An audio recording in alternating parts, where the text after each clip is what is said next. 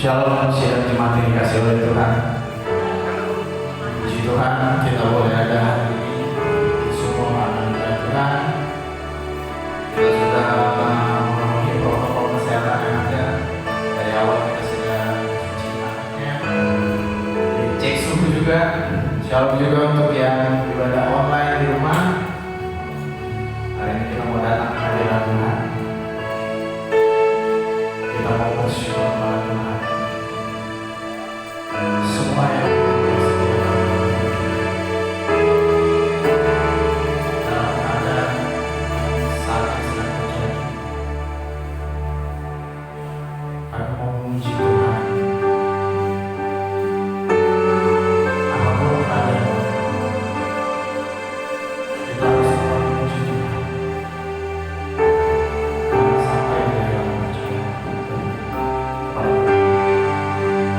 kepada diri Yesus.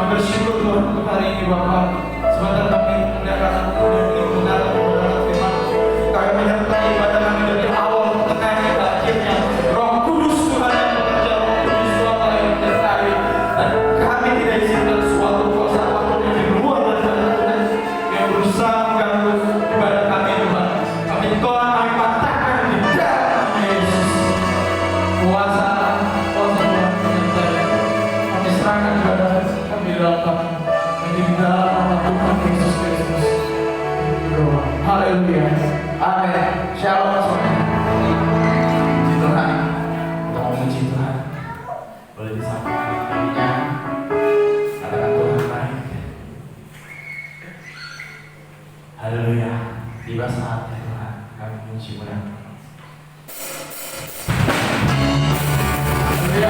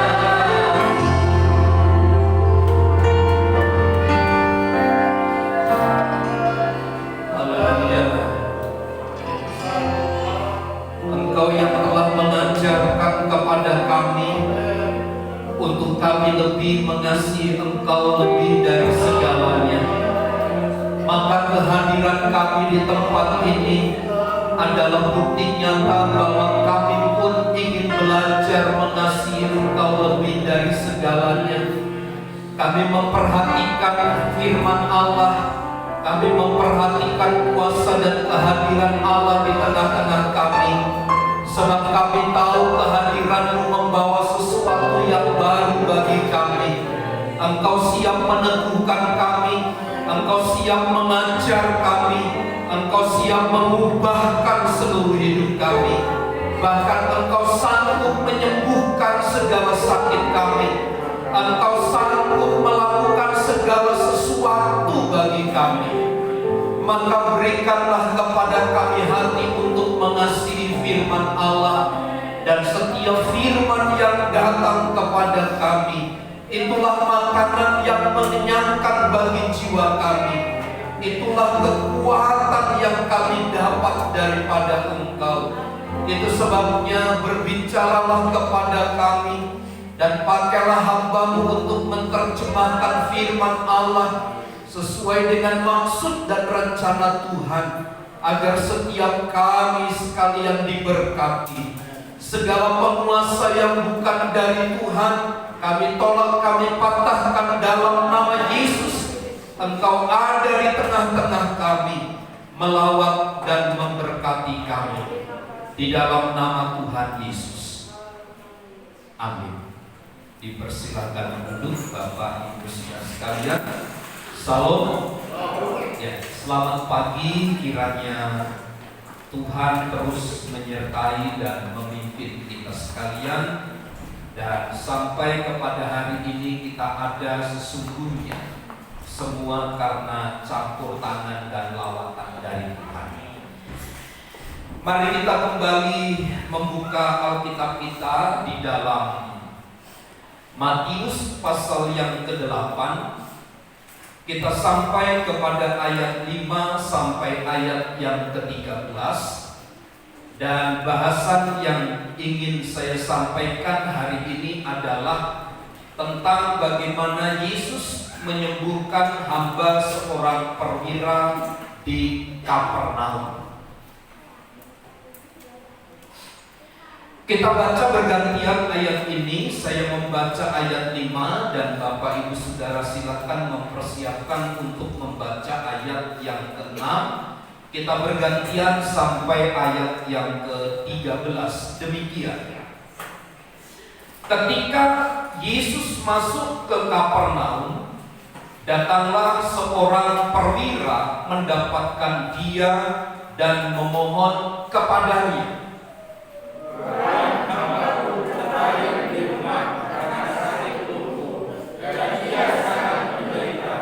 Yesus berkata kepadanya, "Aku akan datang menyembuhkannya."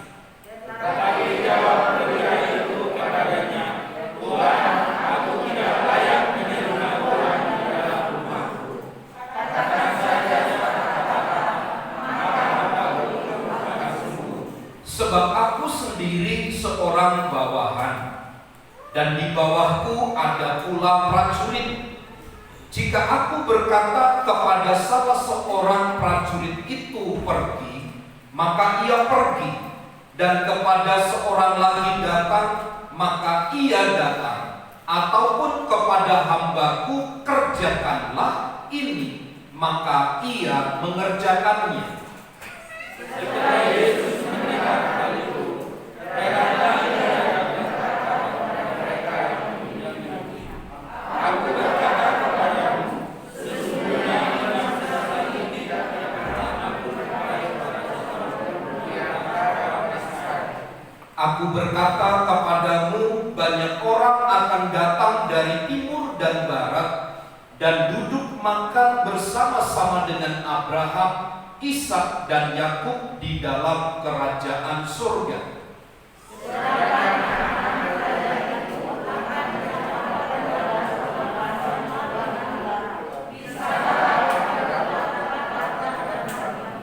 Lalu Yesus berkata kepada perwira itu, "Pulanglah dan jadilah kepadamu seperti yang engkau percaya." Maka pada saat itu juga sembuhlah hambanya. Puji Tuhan. Dari kisah yang kita baca tentang penyembuhan seorang hamba dari perwira di Kapernaum, di dalam ayat itu disebut karena sakit maka ia menjadi lumpuh dan sangat menderita dalam ayat yang ke-6. Ada dialog yang muncul yang kita baca jika kita memperhatikan dengan baik. Ada satu kesimpulan yang disampaikan oleh Tuhan Yesus kepada orang banyak setelah peristiwa itu terjadi. Pernyataan Tuhan Yesus itu muncul begini, bahwa iman perwira Kapernaum itu adalah melampaui iman yang dilihat oleh Tuhan Yesus pada kalangan orang-orang Yahudi. Artinya di antara segitu banyak orang yang hadir dalam komunitas mereka, ada seorang yang memiliki iman lebih besar daripada yang lain. Dan saya percaya begini, bahwa ada di antara kita dalam komunitas kita bergereja ini, mungkin ada satu atau ada beberapa yang imannya, kadar kualitas imannya melebihi dari kebanyakan yang lain di antara kita. Nah, tentu ketika Tuhan Yesus menyatakan hal ini, tentu ada kriteria-kriteria yang disebutkannya, sehingga iman dari perwira Kapernaum ini melampaui iman kebanyakan orang dari sekitar mereka. Pernyataan ini muncul tidak hanya asal keluar dari mulut Tuhan, tetapi telah dipaparkan dari ayat-ayat yang kita lihat dari komunikasi yang muncul antara Tuhan Yesus dan perwira Kapernaum itu. Salah satu kriteria yang muncul dari ayat 5 sampai ayat 13 adalah karena iman yang ada pada perwira Kapernaum itu terlihat adanya sinergi, adanya sebuah penggabungan antara keprihatinan penuh kasih sayang melihat orang-orang yang ada di sekitar dengan kepercayaan yang besar kepada Kristus. Kalau mengkonfirmasi bagian ini, maka kalau kita mencermati dengan baik dalam pembacaan ayat-ayat firman Tuhan yang kudus, yang suci itu, dalam pelayanan Tuhan Yesus kita selalu dapati begini, maka masgullah hatinya. Kenapa masgul? Karena melihat situasi, melihat keadaan yang muncul di sekitarnya, ada sebuah keprihatinan yang penuh dengan kasih sayang. Tidak hanya sekedar pernyataan kasihan, tetapi keprihatinan itu lebih menuju kepada ada sikap yang menyertai, ada tindakan yang kemudian dilakukan. Contoh kasus yang sering kali kita lihat, kecelakaan di jalan. Kita kebanyakan cenderung hanya menjadi penonton. Mungkin kita mengeluarkan air mata, mungkin kita menangis, dan berhenti hanya sampai kepada titik kasihan. Bagaimana keluarganya, bagaimana keberlangsungan hidupnya kemudian. Tetapi perwira Kapernaum yang terlihat imannya melampaui dari iman kebanyakan orang, tidaklah demikian. Dia memiliki keprihatinan yang penuh dengan kasih sayang ketika melihat orang-orang di sekitarnya sedang berhadapan dengan kesulitan.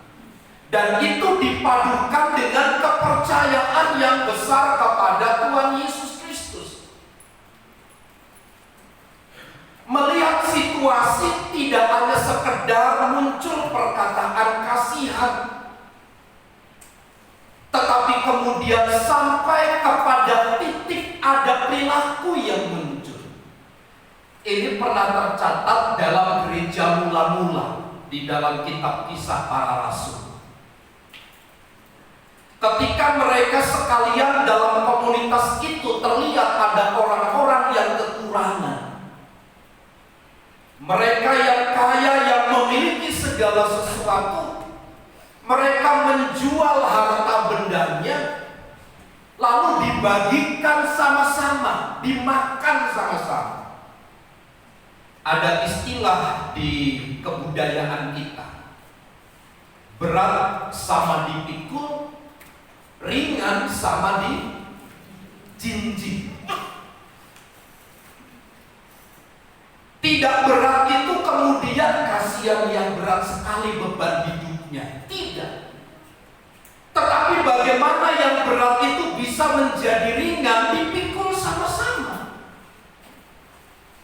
Lalu yang ringan jangan berkata, ringan, saya nggak mau terlibat. Salah. Sama-samalah jinjing itu agar mudah perjalanan. Nah, Bapak Ibu Saudara, inilah yang membedakan kualitas iman dari seorang perwira Romawi Kapernaum ini dari yang lain. Ada sebuah keprihatinan yang penuh dengan kasih sayang melihat orang-orang yang ada di sekitar dan dipadukan dengan kepercayaan. Ketika dia melihat hambanya sakit, menderita, lumpuh itu, dia tidak berpangku tangan. Ketika dia melihat Yesus masuk ke Kapernaum, dia langsung datang mendapatkan Yesus dan memohon kepadanya. Melihat orang menderita, dia tidak berdiam diri. Dia langsung datang kepada Yesus yang kala itu hadir di Kapernaum. Dia datang dan bermohon kepadanya. Bapak Ibu Saudara yang dikasihi oleh Tuhan, belas kasihan saja sebenarnya tidak cukup, tapi juga harus dibarengi dengan kepercayaan yang besar kepada Tuhan. Kita banyak mendengar kesaksian hari-hari ini dengan adanya peristiwa atau wabah COVID-19 ini. Banyak orang bercerita begitu hebat, begitu dahsyat, begitu luar biasa pertolongan Tuhan. Teman saya dari Dadap datang ke rumah berkunjung. Dia adalah teman SMA saya pada waktu di Lampung. Dia sakit, saturasinya atau apanya itu hanya 20% tingkat kehidupannya. Tapi di tengah-tengah sesaknya bernapas, rasa sakitnya itu, dia ceritakan dia iba, dia prihatin melihat sebelahnya juga yang terdampak virus yang sama di dalam rumah sakit itu. Saya sakit, saya ngap. Dikatakan sementara orang di sekitar saya juga mengalami sakit. Kalau bahasa saya mungkin begini, tidak mungkin saya berdiam diri. Saya harus memberikan pertolongan kepada orang ini. Dan itu dilakukan. Sekali lagi, hari-hari ini Bapak Ibu Saudara, tidak cukup kata prihatin, tapi harus ada sebuah tindakan yang nyata dari keprihatinan hidup kita itu. Dan tidak cukup berhenti pada titik itu, tapi harus dibangun juga tingkat kepercayaan yang tinggi, yang besar kepada Tuhan Yesus. Peristiwa ini sebenarnya adalah peristiwa teguran yang sangat telak.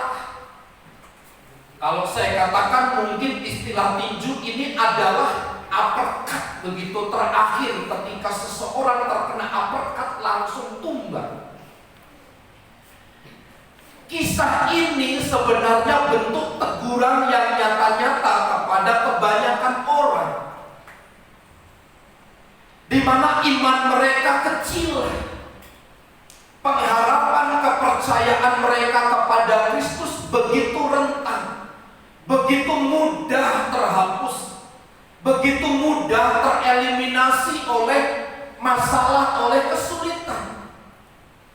Tingkat keprihatinan mereka begitu rendah tarafnya, sehingga berlaku konsep egoisme. Saya hidup, tapi orang lain mati, terserah. Memang sudah waktunya. Yang penting saya hidup. Ini adalah sebuah tragedi kemanusiaan yang paling bobrok sebenarnya. Tingkat kepedulian seseorang terhadap lingkungan itu tiada.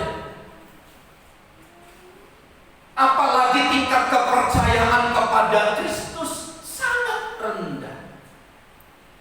Maka kehadiran Tuhan Yesus di Kapernaum, Matius 8 ayat 5-13 ini, kehadirannya adalah mengubah pola, mengubah nilai yang melekat di dalam hidup mereka.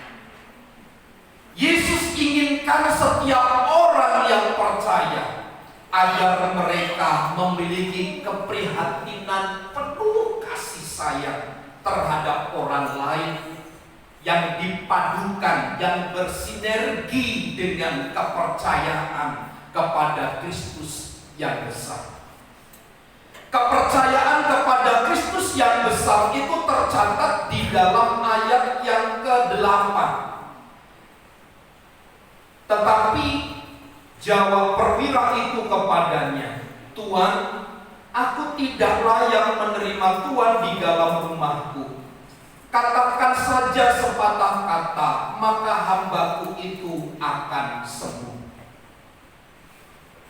Ketika Tuhan Yesus menawarkan diri untuk datang ke rumah hambanya yang sakit itu, perwira Kapernaum menyadari bahwa pribadinya adalah pribadi yang tidak layak. Kesembuhan itu tidak harus Yesus datang ke rumah yang sakit itu. Cukup engkau berkata dengan mulutmu, dia pasti sembuh. Saya melihat Bapak Ibu Saudara, pernyataan ini sama dengan seorang wanita yang sakit 12 tahun. Dia berkata begini, "Asal ku jamah saja, aku pasti sembuh." Dan terjadilah demikian. Minggu lalu kita belajar tentang seorang yang sakit kusta. Dia berkata kepada Yesus, "Jika engkau dapat, maka engkau dapat menyembuhkan aku." Di balik kata-kata itu sesungguhnya ada sebuah kepercayaan yang besar kepada Tuhan. Simon Petrus ketika sepanjang hari tidak mendapatkan ikan dari pekerjaannya. Ketika Yesus datang kepadanya, akhirnya Simon Petrus berkata, "Karena engkau menyuruhnya, maka aku akan melakukannya juga." Dalam peristiwa Yohanes pasal yang kedua, peristiwa perkawinan di Kana pun demikian. Ibu Yesus berkata, apa yang dikatakan yang keluar dari mulut Yesus, lakukan itu. Pernyataan ini semua menunjukkan tingkat kepercayaan seseorang yang tinggi kepada Tuhan. Bagi perwira Kapernaum, Yesus tidak perlu hadir di tengah-tengahnya, tetapi cukup dengan perkataan itu pasti sembuh. Maka dengan demikian, inilah yang ditegur oleh Tuhan Yesus, tingkat kepercayaan mereka sangat rendah. Bagi mereka, Yesus itu harus hadir secara fisik di tengah-tengah mereka. Tapi bagi perwira Kapernaum tidak perlu. Dia hanya butuh sepatah kata yang keluar dari mulut Tuhan Yesus. Itu yang dapat menyembuhkan. Bapak Ibu Saudara, seharusnya setiap hari muncul pernyataan-pernyataan iman di dalam hidup kita ini. Bukan karena kekuatan pikiran, bukan karena kita bisa. Karena sekarang orang sulit membedakan mana percaya kepada Tuhan Yesus dan mana tingkat kata-kata secara psikologi itu sulit membedakan. Yang saya maksudkan adalah begini. Seseorang mudah berkata-kata karena memang supaya dipengaruhi. Ada kata-kata begini, aku sembuh, aku pasti sembuh. Kadang-kadang di satu sisi pernyataan itu, Bapak Ibu Saudara, mengandung hal yang negatif. Kita sembuh, kita bebas bukan karena kuasa Tuhan, tetapi karena kata-kata yang kita ulang yang kemudian meyakinkan kita. Dasarnya tidak ada. Dasarnya adalah keyakinan pribadi. Tetapi seharusnya orang percaya adalah seperti wanita yang sakit ketika berkata, asal ku jamah jubah-jubahnya aku pasti sembuh. Itu bukan berdasarkan perkataan-perkataan sesaat. Tetapi wanita ini telah membangun dirinya, telah bergaul, telah berkomunikasi aktif dengan Tuhan. Juga seorang yang datang kepada Yesus yang berpenyakit kusta. Jika engkau dapat, maka engkau dapat menyembuhkan aku. Di situ tersirat ada sebuah kepercayaan yang besar. Sama seperti Simon. Karena engkau menyuruhnya, aku akan melakukan juga. Siapa dasarnya? Yesus yang menyuruh itu. Kita harus mulai memilah dan bisa membedakan. Ketika kita berkata, aku sembuh, dasarnya siapa? Yesus yang telah menyembuhkan. Tuhan yang dapat menyembuhkan orang-orang yang sakit di tengah-tengah kita.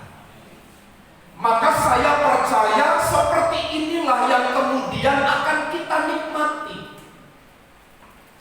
Dan di dalam ayat yang ke-8 itu sesungguhnya ada sebuah nilai yang besar pada pribadi seorang perwira di Kapernaum itu.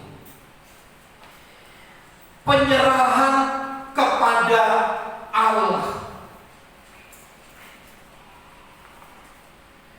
Seorang perwira itu punya bawahan, punya prajurit, dia di atas prajurit posisinya.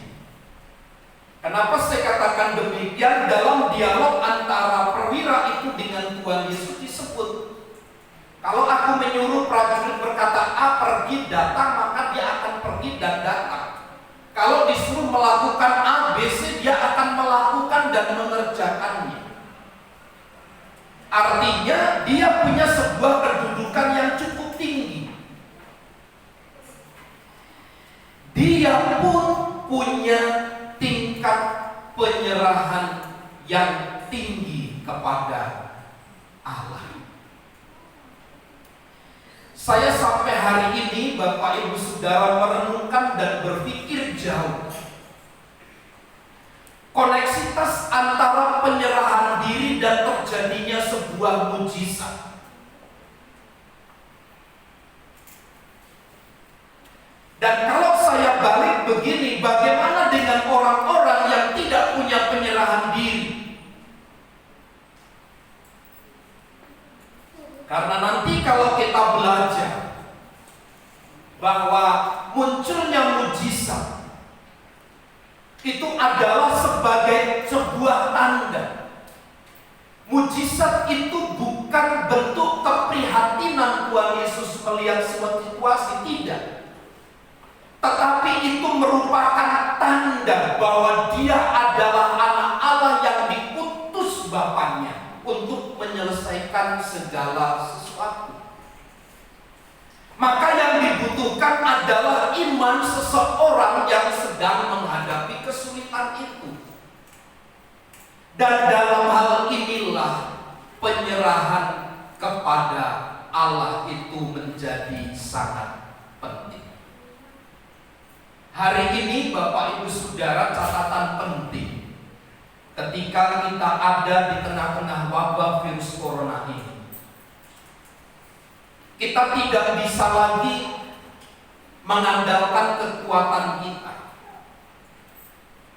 Kita tidak bisa lagi mempercayai kekuatan manusiawi kita. Kita tidak bisa lagi bersandar kepada pikiran kita.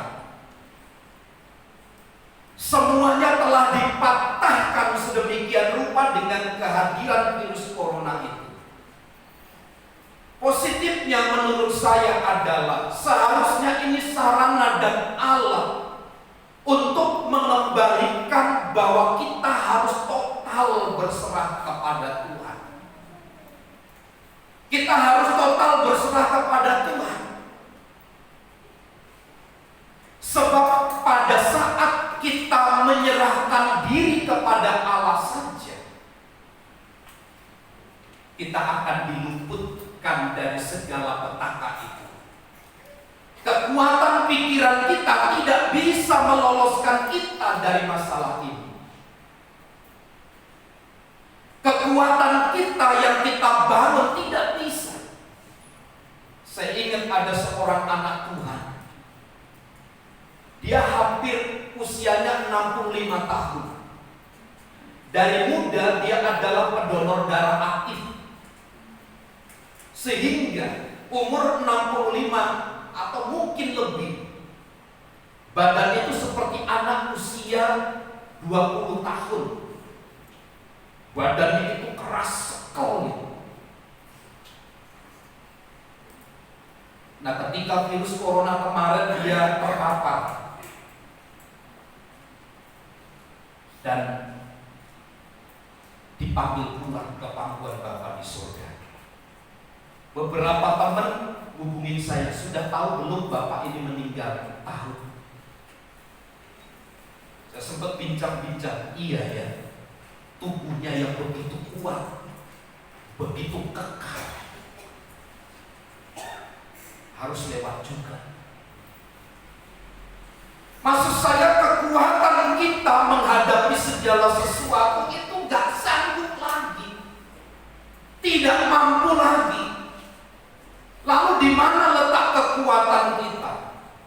Saat kita menyerahkan diri kepada Tuhan, menaklukkan diri kepada firman Allah sebagai kekuatan yang menopang kita.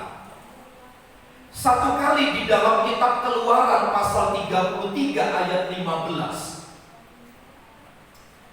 Musa berkata, bahasa bebas saya tidak akan pernah maju kalau Tuhan tidak mendampingi, tidak menyertai. Atau saya baca saja Keluaran 33 ayat yang ke-15. Berkatalah Musa kepadanya, berkata kepada Tuhan, jika engkau sendiri tidak membimbing kami, janganlah suruh kami berangkat dari sini. Musa tahu betul arti penyertaan Tuhan. Musa mengerti benar dampak akibat dari penyertaan Allah, sehingga dia simpulkan, jika engkau sendiri tidak membimbing kami, jangan suruh kami berangkat dari sini. Artinya saya tidak mau menggerakkan kaki saya kalau Tuhan tidak menjadi pembimbing bagi kami. Ini adalah konsep seseorang yang menaklukkan dirinya kepada Tuhan dalam bentuk penyerahan yang total kepada Allah. Sebab hari ini Bapak Ibu Saudara, tidak ada sesuatu yang dapat menolong kita. Gak ada yang dapat menyelesaikan kita, kekuatan pikiran, kemampuan, daya upaya kita hanya akan berakhir kepada kekecewaan dan kesedihan. Perwira Kapernaum menggambarkan peristiwa yang demikian. Dia memiliki penyerahan hidup yang total kepada Allah. Sebagaimana Musa, dia mengerti betul arti daripada Tuhan yang memimpin, Tuhan yang membimbing hidupnya. Orang-orang yang beriman yang demikianlah sebenarnya yang sedang dicari oleh Tuhan. Seorang yang menaklukkan dirinya di bawah firman Allah, seolah-olah mau berkata seperti ini, kalau Tuhan tidak menyertai, saya tidak mau jalan, titik. Meskipun saya lapar, meskipun saya haus, kalau Tuhan tidak menyertai, saya berkomitmen tidak mau jalan. Kenapa? Karena Musa tahu di balik penyertaan Tuhan itu, siapa yang bisa menghadapi Firaun di tanah Mesir? Dia adalah raja yang perkasa, raja yang ternama, raja-raja sekitar takut dan tunduk kepadanya. Siapa Musa? Tapi lewat penaklukan dirinya kepada Tuhan, itulah yang membawa dia kepada titik paling tinggi kehidupannya. Dia bisa membawa umat-umat Allah keluar dari perbudakan itu. Semua karena apa? Penyerahan diri kepada Tuhan. Maka di dalam ayat yang ke-9, sebab aku sendiri seorang bawahan, dan di bawahku ada pula prajurit. Jika aku berkata kepada salah seorang prajurit itu pergi, maka ia pergi. Dan kepada seorang lagi datang, maka ia datang. Ataupun kepada hambaku, kerjakanlah ini, maka ia mengerjakannya. Terbesit di dalam ayat ini ada satu pengertian yang tersimpul menurut saya, bahwa iman itu adalah sebuah bentuk perilaku, perbuatan kerendahan hati di dalam sebuah pengorbanan. Hari ini Bapak Ibu Saudara, sebagai orang yang beriman, kita dituntut untuk berkorban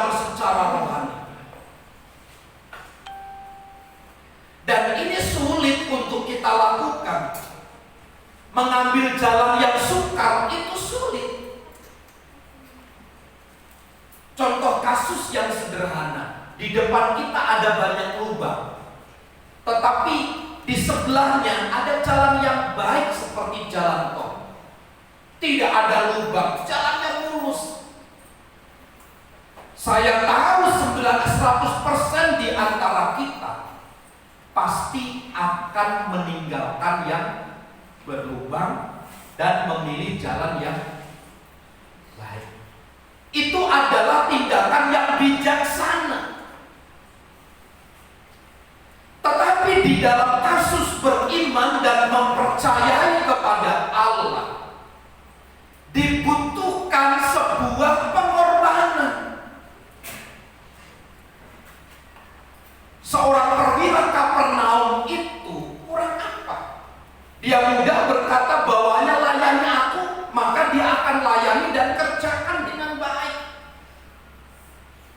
Tetapi tidak cukup baginya menjadi seorang pemimpin hanya duduk termenung di atas kursi mewahnya. Tidak. Tapi dia turun ke bawah sampai bertindak melakukan sesuatu. Dan itu adalah bentuk pengorbanan tersendiri. Orang-orang Israel khususnya, umat-umat Allah pada umumnya, sulit untuk berkorban. Sulit untuk melakukan sesuatu yang merugikan diri sendiri. Berkorban itu kan ada sesuatu yang berkurang. Ada sesuatu yang hilang dari dalam diri ini. Tetapi hilangnya di dalam diri ini, berkurangnya di dalam diri ini, itu menunjukkan bahwa seseorang punya kualitas iman yang benar. Sebab banyak sekali kita hanya maunya dilayani, maunya diperhatikan, inginnya diberikan susu setiap hari, dikasih nasi, perut kita gak bisa, dikasih sambal sedikit, mules perut kita. Tiap hari empeng minum susu saja. Saya pernah berikan ilustrasi. Ada yang umur 70 tahun di sini? Bapak? Bu? Hampir. Misalkan kalau Bapak Suyono ini setiap hari bawa empeng, bawa dot, dia ngedot begini terus. Ada susunya di botol ini. Apa kesimpulan kita?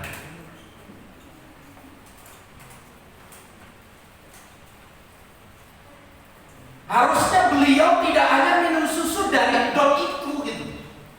Dia bisa ambil gelas. Artinya orang dewasa makanannya keras, dia harus ada sesuatu yang berkurang dari dalam dirinya.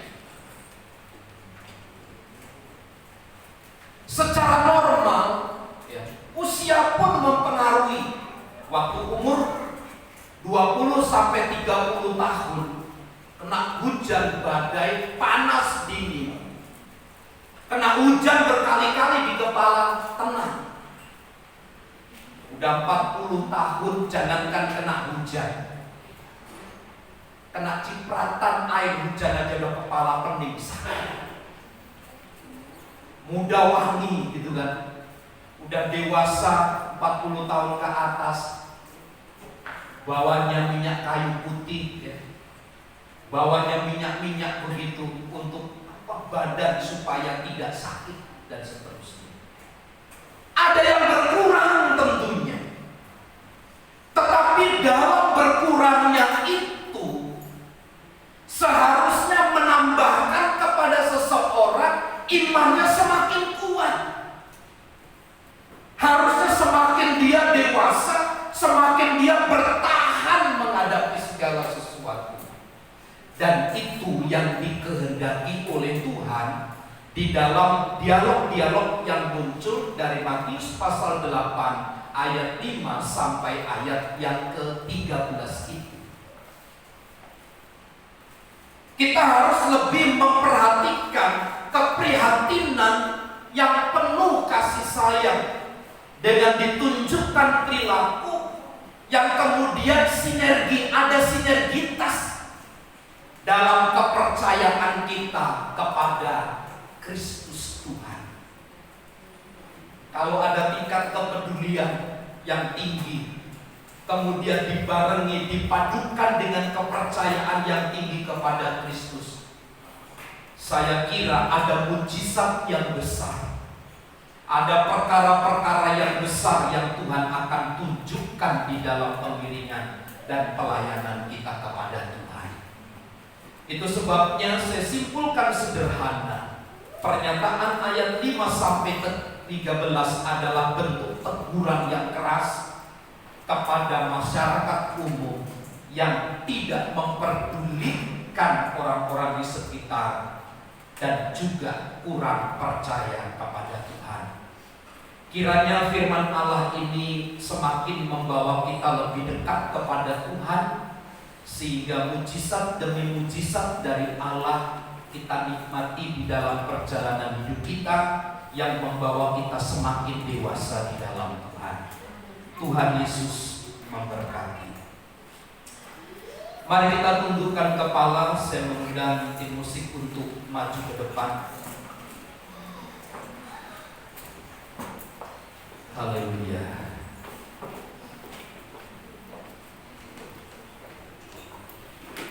Terpujilah namamu Tuhan, terpujilah namamu Yesus.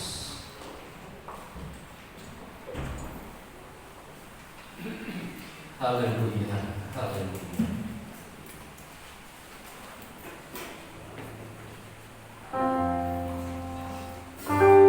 Haleluya, haleluya.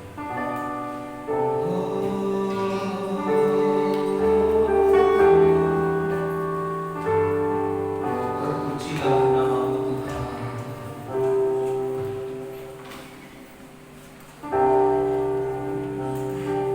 Bagi Tuhan tak ada yang mustahil. Bagi Tuhan tak ada yang tak mungkin. Mujizatnya disediakan bagimu. Ku diangkat dan dipulihkannya. Bagi Tuhan tak ada yang mustahil. Bagi Tuhan tak ada yang tak mungkin. Mujizatnya disediakan bagiku. Ku diangkat dan dipulihkan. Bagi Tuhan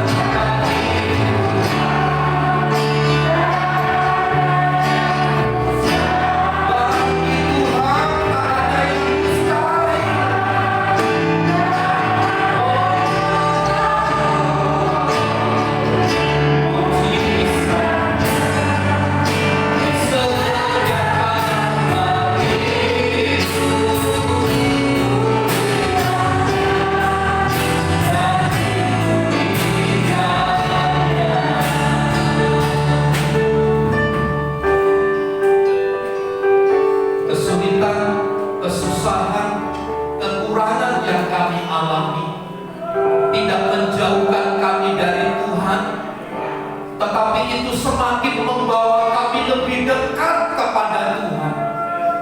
Melihat situasi dan keadaan yang terjadi di sekitar kami tidak membuat kami terpejam, mata kami terpejam, tetapi kami melihat dan menyatakan kasih Allah kepada dunia ini, agar perpaduan yang muncul ini mendatangkan kedewasaan iman di dalam Engkau.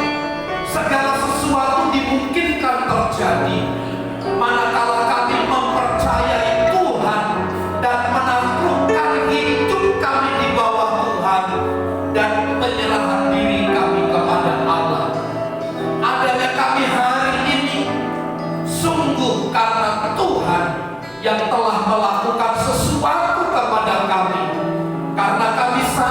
dengan kepintaran kami, dengan kekuatan kami tidak dapat melakukan sesuatu yang berarti.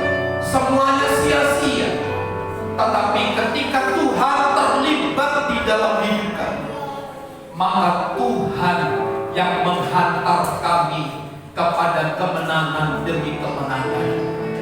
Kuatkan dan hiburkan setiap kami Bapa, untuk kami melihat anugerah tangan keajaiban Tuhan dinyatakan bagi setiap kami. Kami bawa di dalam hidup kami. Termaterailah kiranya kebenaran ini sampai setiap kami bertumbuh-tumbuh di dalam Tuhan. Di dalam nama Tuhan Yesus, setiap kita yang percaya bersama katakan amin.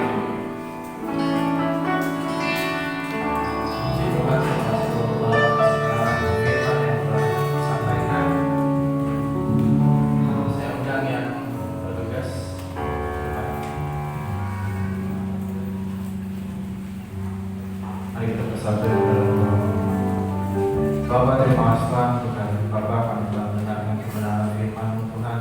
Sebentar kami ingin memberikan yang terbaik ya Tuhan. Kiranya Engkau memberkati dalam setiap pekerjaan kami, apapun yang kami lakukan Tuhan. Kiranya itu semua boleh kemuliaan nama Tuhan. Terima Tuhan, terima kasih. Hanya di dalam nama Tuhan Yesus Kristus kami doa dan bersyukur. Haleluya, amin.